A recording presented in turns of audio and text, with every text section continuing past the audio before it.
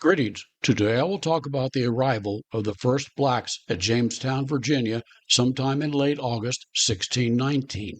Before getting started, I would encourage you to subscribe to the Mossy Feet Books YouTube channel for more great content.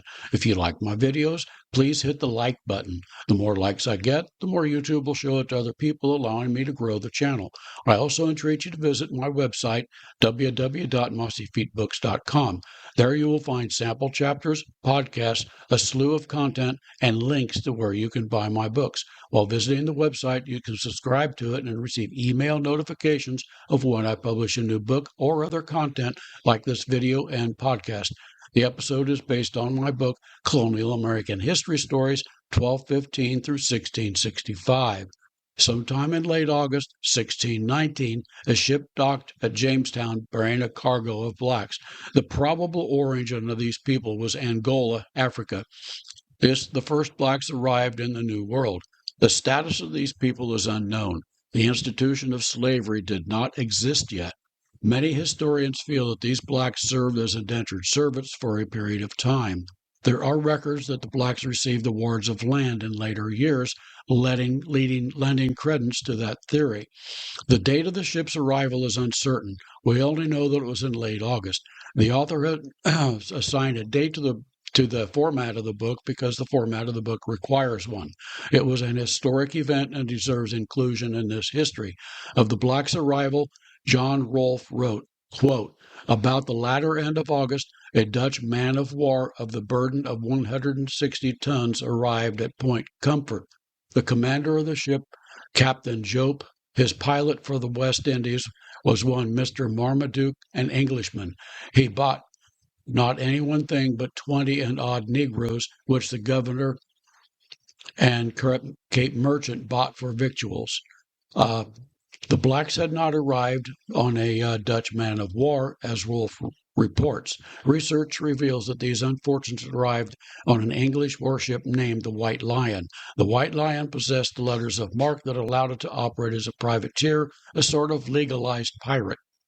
The White Lion had license to attack any Spanish or Portuguese ship.